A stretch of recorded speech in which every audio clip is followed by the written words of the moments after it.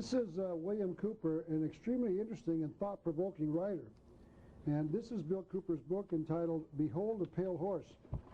In it, he adds a piece to the puzzle of this story. It's really interesting. He says that a spacecraft called Galileo will play an extremely interesting role in the near future. This spacecraft was launched in 1985 by the National Aeronautics and Space Administration and will reach the planet Jupiter by the year 1995. It is supposed to orbit the planet and then take measurements for some 3 or 4 years. Here is a current newspaper article that reports that NASA is having problems with one of Galileo's antennas. Mr. Cooper reports that in the early 1970s, he read an official government report that stated that the spacecraft will be dropped into the atmosphere of the planet in the year 1999. It is known that the spacecraft carried some 49 pounds of plutonium on board to power the craft's radios. The planet Jupiter has a very heavy atmosphere, with something like 18 million times the atmospheric pressure that the Earth has. If plutonium is subjected to high pressure, it will implode, causing an atomic explosion.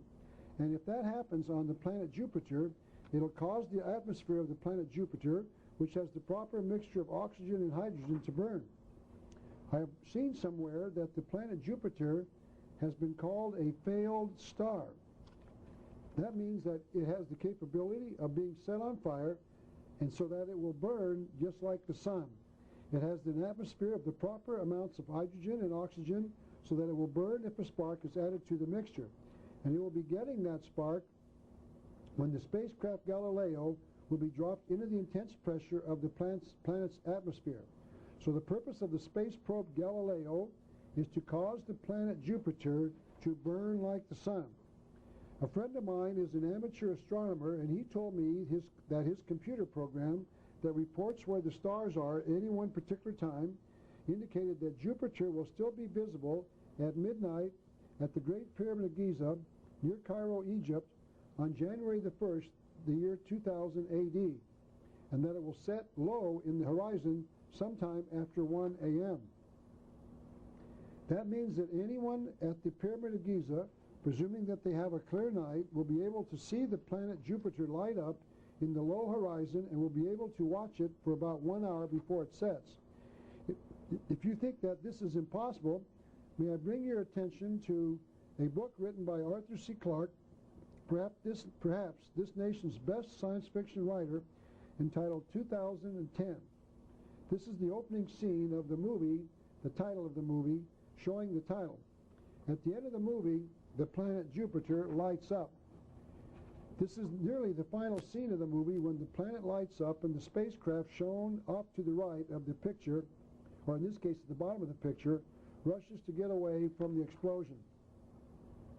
Mr. Clarke has written 3 books on the subject, 2001, 2010, and the final book in the trilogy, 2061. And here is that 3rd book, 2061, Odyssey 3. On page 13, notice he uses the page 13. Mr. Clarke renames Jupiter the burning planet. He now calls that planet Lucifer. There's page 13. Jupiter, the fiery birth of Lucifer, the brilliant new star.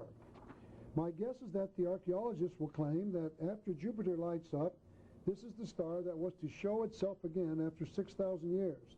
They do not want us to know that it was caused by the spacecraft Galileo so that they can claim that it was predicted nearly 6,000 years ago. But those hearing my lecture will know that the planet was set ablaze by the American government's own space agency. At the end of Mr. Clarke's movie entitled 2010, he shows still pictures of the 2 suns, one being the actual sun and the other the burning planet Jupiter in the sky. This picture shows the 2 suns burning in what appears to be Moscow. And here they are shown again near the Great Pyramid of Giza near Cairo, the 2 suns in the sky. So the burning of the planet Jupiter will act as a symbolic sign in the heavens to the world that there are now 2 gods in the universe, the Creator God and Lucifer. Because Lucifer is coming to the universe in the year 2000. And to show you that this is so, we must return once again to the writings of Albert Pike in his book entitled Morals and Dogma. This is what he wrote on page 844. Ye shall be like the Elohim, meaning the God of the Bible, knowing good and evil. Had the serpent of Genesis said, and the tree of knowledge became the tree of death. For 6,000 years the martyrs of knowledge toil and die at the foot of this tree, that it may again become the tree of life. It might be remembered that the Bible said that the devil tempted Eve with this lie in the Garden of Eden, and ye shall be as gods. Satan offered man a lie, and the Masons are saying that through their initiation, they too can become gods. So the Masons believe that they too can become gods, knowing good and evil. He said this on page 567 of the same book. To prevent the light from escaping at once, the demons forbade Adam to eat the fruit of the knowledge of good and evil, by which he would have known the empires of light and that of darkness. He obeyed, and the angel of light induced him to transgress. So Mr. Pike is saying that the triune God of the Bible are demon gods, and that Lucifer is the God of light. He has it just backwards from the teaching in the Bible. Now going back to Arthur C. Clarke, it has been reported that he has the ear of NASA, so the lighting up of the planet Jupiter is probably not their idea but his. It is quite likely that Mr. Clarke is the one who suggested that NASA send the probe to Jupiter. Now let me tie this all together with the 6,000-year pyramid inches in the Great Pyramid. This is another version of the cutaway drawing of the pyramid again. Let me point out the large room in the center of the pyramid is called the Grand Gallery. Notice that it is pointed up towards the sky. It's that large box there, a rectangular shape, just before you get to the King's Chamber in the center of the picture. And that someone should see, or could see rather, a particular section of the sky before the top layers of the pyramid were placed on top of it. Mr. Noon, the author of the book about the Great Pyramid, continued. The Grand Gallery points to the supernova, or giant stellar explosion, nearest to our solar system. The Great Pyramid's Grand Gallery is focused at this particular spot in the Earth's southern sky. So it appears that the pyramid conceals two important and concealed messages. Number one, that a great star will reappear somehow in a particular spot in the sky. And two, that occurrence will happen 6,000 years after a star exploded the first time. Let me show you the importance of the 6,000 pyramid inches in the Great Pyramid. When we write the date of February the 28th, 1994, for instance, we should write the letters AD after the year. The two letters AD stand for the abbreviation of Anno Domini, meaning the year of our Lord, or the number of years since the birth of Jesus in the year 0. It is an interesting fact that Jesus was not born in the year 0, or the year 1 even, and the Bible student can find out exactly when he was born. So the person who determined that the year 0 separated the birth of Jesus from the ancient calendar called BC, or before Christ, was dramatically wrong. That person put us onto another calendar, and certain people on this earth know that. The Masons do not reckon time by the AD calendar. The Masons start their calendar at the year 4000 BC. Albert Mackey, the 33rd degree Mason and author of the greatest of all of the Masonic encyclopedias, told us about the Masonic calendar in his Encyclopedia of Freemasonry. Here's what he wrote. A period L period, the year of light. The date found by adding 4,000 to the vulgar. I look up the word vulgar, it means the common or modern era. Thus, he wrote in his example cited in the encyclopedia, 1911, the year 1911 AD plus 4,000 years equals 5911. Therefore, the year 1994 AD is the year 5994 in the year AL. The A of AL stands for Anno, the L stands for Lucis. Anno Lucis. This means that the Masonic calendar ends in just about 5.5 years, 6 years. In other words, the Masonic calendar ends in the year 6000 AL. To show you that the Masons know that the AL calendar is their measuring method, let me show you this Distinguished Achievement Medal awarded to C. Fred Kleineck, the current sovereign Grand Commander of all of Freemasonry, on May Day 5990 A period L period. You probably cannot read it, but under the date it says the Anno Lucis, and the date was given as 5990 AL, May Day, 1990. Let me show you the difference between the two calendar systems. The top shows the AD calendar, and this calendar starts at 4000 BC, and then at the year 0, it changes to the years known as AD. The Masonic calendar is shown on the bottom. Their calendar starts at the year 0 and then goes to the year 6000 AL, or the year 2000 AD.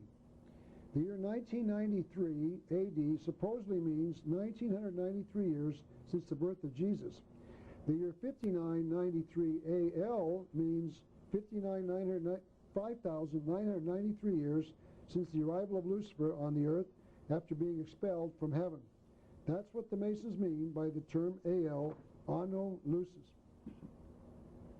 So the Masons think this is the year 5993, or 5994 AL, and they are looking for the year 6000. Something is going to happen on that year, and then there will be a coming 1,000-year period. Nowhere in any Masonic writing can I find any date past the year 7000 AL, so that means that they anticipate the world coming to an end at that time. So if you want to talk about the end of the world, the Masons claim it is going to end in the year 7000 AL, or 1,000 years after the year 6000 AL. The Masons do not tell us what happens after the year 7000 AL because it appears as if they do not know. But they know what will happen after the year 6000 AL. One of the writers of the Theosophist magazine in 1881 summed it up this way: the history of creation and of this world from its beginning up to the present time is composed of 7 chapters. The 7th chapter is not yet written. That means to me that the writer knew that the 7,000-year calendar of the Masonic Lodge was the real one. She was saying that the first 6,000 years, the first 6 chapters, have been written by the Luciferians, but the last chapter, starting on the 1st of January, 6000 AL, will be written by Lucifer himself and has not as yet been written. Perhaps the New Agers have said it the best. This is a book entitled The Aquarian Conspiracy, written by Marilyn Ferguson. Marilyn is one of the major New Age writers, and this is an important book on the subject. In it, she claims we are entering a millennium of love and light. A millennium is, of course, 1,000 years long, so I believe she is talking about what will happen at the end of the 6,000 years. There will be a period of 1,000 years that will follow, and she calls this period the New Age. Also remember that the light she refers to comes from Lucifer, the light bearer. So she is saying there will be a 1,000-year period of light coming from the light bearer Lucifer starting in the year 6000 AL. Someone else told us about the 1,000-year period, a publishing company called the Lucis Trust. The Lucis Trust was created in 1923, and it consisted of a trust and a publishing company. The trust has always, as I understand it, has always been called the Lucis Trust, but the publishing company used to be called the Lucifer Publishing Company. That name was changed sometime after it was originally created. The word Lucis is, of course, Latin for light. Excuse me. They publish a quarterly newsletter, and in the third quarter 1982 newsletter, they wrote this: the year 2000, meaning the year 2000 AD, looms before humanity as a gigantic milestone which marks both an ending and a beginning. Excuse me. It marks the end of a volatile millennium, which has seen enormous progress and change. But more importantly, the year 2000 stands as a symbolic portal through which humanity can pass into a new age if it so chooses. What they were saying was that the New Age, also called the New World Order, will be in place by the year 2000, or in the year 2000. Notice that mankind does not have to pass through this portal. The author says that we have a choice. The writer wrote that we can pass through the portal if we choose to do so. We do not have to choose to do so. We do not have to pass through the portal. That means that we can change the future. We do not have to accept the New Age, the New World Order. We can choose not to pass through the portal into the 1,000-year period called the New World Order. So do not give up. We do have a chance. All we have to do is educate enough people, and we the people will not choose to pass through the portal. I can imagine that there are some of you who are getting very frightened as you are viewing this tape. Some of you are probably saying that there is no hope for our future. But here one of the supporters of the New World Order is saying that we do not have to accept the New World Order. All of us can refuse to go into it. So I'm saying to you now, it is not final. We have a chance. Do not give up. We do not have to live under the New World Order.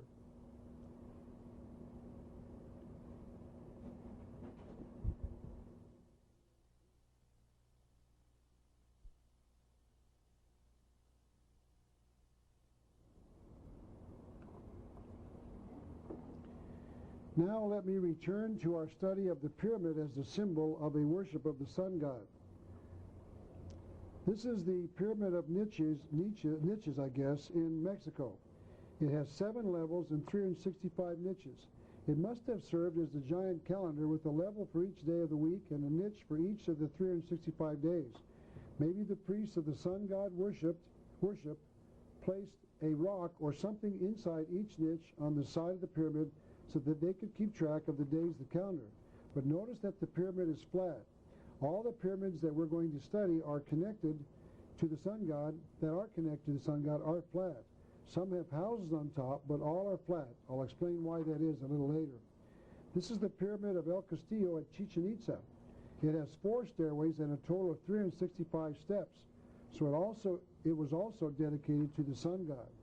Here is another flat pyramid, this one being on the top of the house of the temple in Washington, D.C., and this is the home of the 33rd degree council. Notice that they call their building a temple, and a temple is where one can reasonably expect to worship a god. The Masons call their headquarters a temple because they worship the god Lucifer inside of it.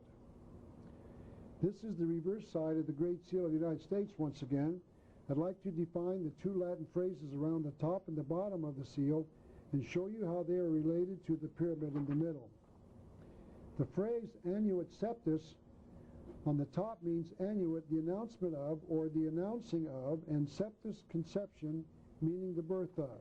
So annuit septis means that those who designed the Great Seal were announcing the birth of something, and they told us what that something was in the bottom part of the seal.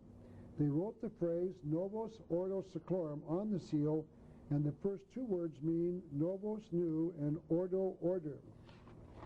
I've been told that the Catholic Church is now calling their Mass the Novus Ordo, meaning the new order, for some time now. They are translating the 2 Latin words to mean the new order.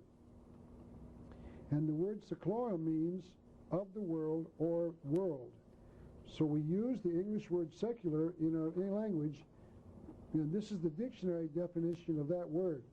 The word comes from the Latin word secularis and means of or pertaining to the worldly, as distinguished from the spiritual, specifically not under church control. So the American government was committed to bringing in the New World Order of Lucifer by those who designed the seal in 1782. Our founding fathers dedicated this nation to that task in 1776. The proof of that statement is in the Great Seal of the United States. A book entitled Magic Symbols adds another piece to the puzzle. It says the designer of the seal has permitted a slight error in the Latin, for in reality the last word of the Latin word should read seclorum or seculorum. But if this correct spelling had even been used, then the reverse side of the seal would not have contained 2 times 13 letters. The author is referring here to the 17 letters in the words Novus Ordo Seclorum and the 9 Roman numerals in the numbers at the base of the pyramid. So according to this author, the designers of the seal even misspelled a word so that it would come out in a multiple of 13. They had to make it come out so that the number of the letters in the phrase was a multiple of 13, a magic number to the Masons. The seal of the United States was approved in 1782 by basically the same men who wrote the Declaration of Independence and the Constitution of the United States. They knew what they were doing. So the phrase means the New World Order. So together the phrases mean that our founding fathers were announcing the birth of the New World Order. They were doing this in 1776 when they first started creating the government of the United States. Quite simply, our founding fathers knew what they were doing. And the reason they knew what they were doing was because they were conspirators. They were Luciferians. I know that many in America believe that our founding fathers believed in the God of the Bible and that they were writing a very godly document. That statement is true if, and understand if, you acknowledge that they believed that Lucifer was a god. We have been lied to. We've been lied to from the very beginning of our nation, and I'll say that again. Our founding fathers were Luciferians. They believed that Lucifer was a god. I know that is difficult to understand and accept, but I can prove it. This is why I made the video called America's Secret Destiny, a study of the betrayal of our founding fathers. That video will document the evidence that I am right.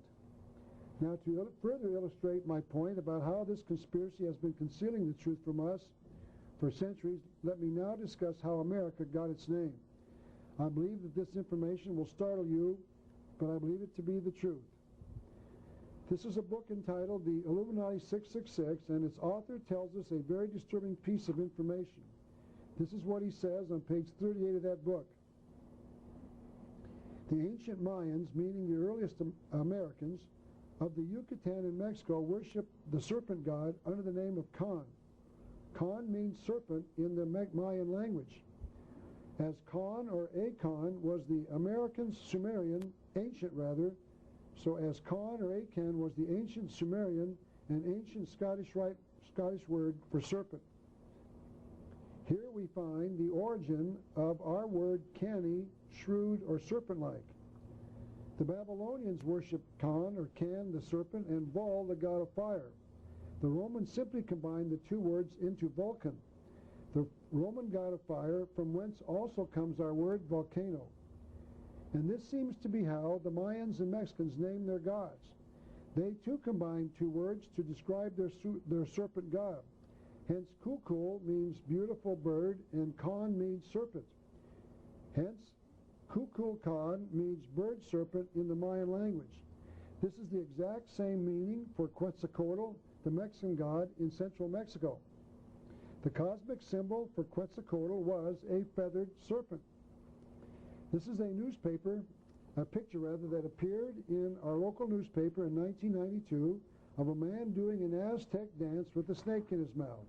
The caption reads in part, "The snake represented the ancient Aztec god Quetzalcoatl." Notice how each of these various religions, or cultures rather, had a religion that worshipped the serpent as a god. The Babylonians, the Mayans, the Sumerians, the Romans, and the Scottish people all had a worship of Lucifer. This is a slide showing Queen Mu of the Mayans as a child, consoling a soothsayer. The queen is shown on the left side of the picture, and the soothsayer is in approximately the center of the picture, looking to the left side of the drawing. The winged serpent behind the soothsayer, according to the author, represents the protective genius of the Mayan Empire. This is a representation of Prince Ko of the Mayans in the heat of battle, overshadowed by the winged serpent representing the genius of the Mayan people.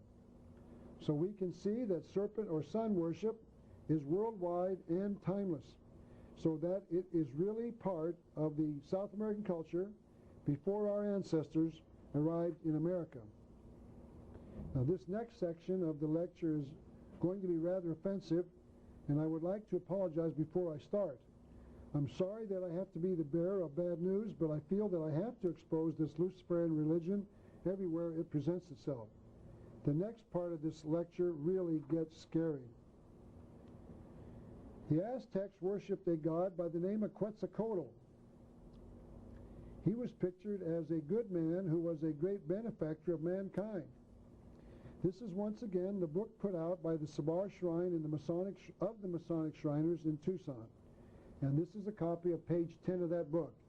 It talks about the highlights of the year 1977.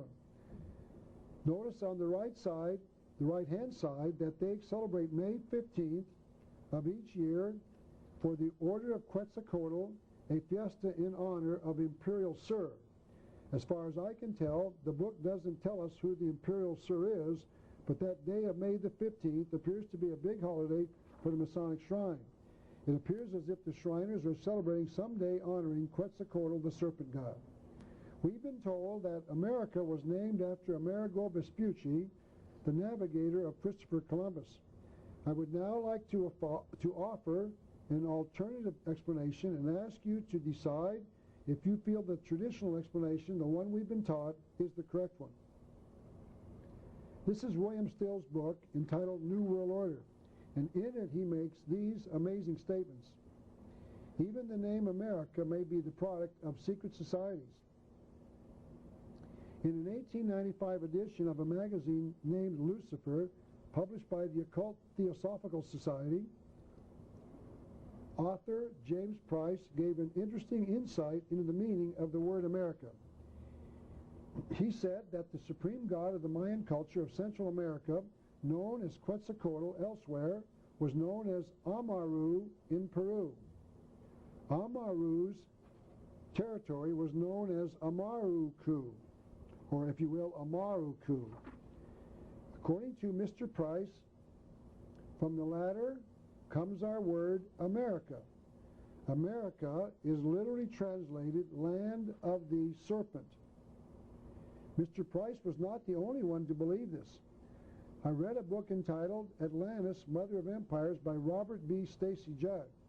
I am not here to comment on whether or not these authors' contentions that the Mayans were escapees from the legendary continent called Atlantis, but I will tell you that he builds an excellent case that Quetzalcoatl, the Toltec god, excuse me, was known as Kukulkan among the Mayans. He wrote, in Peru he was known as Amaru, but both of these names have an identical meaning, in other words, the feathered or plumed serpent. Incidentally, from the Peruvian word, the Peruvian name, comes Amaruku, or Amaruka, out of which many students believe the name America resulted. And one of the key Masons agrees. Manly P. Hall, in his book entitled America's Assignment, wrote that since the serpent is frequently a symbol of Lucifer, it is no exaggeration to extrapolate from this that America may well mean land of Lucifer. That completely fits our story so far, doesn't it? Completely.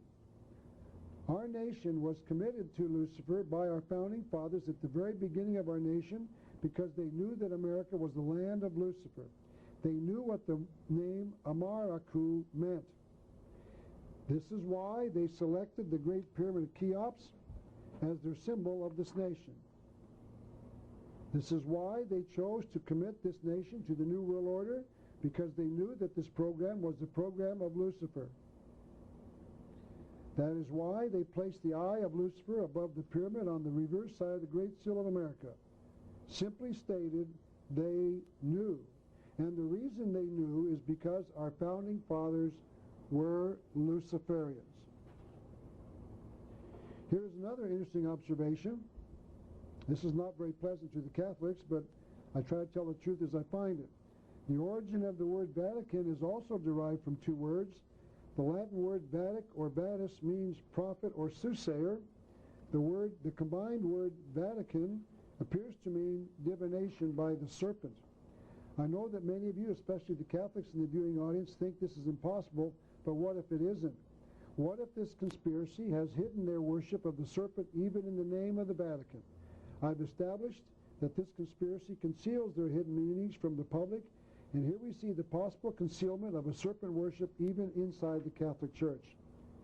Let me show you another strange connection between the Masons and the Catholic Church. This is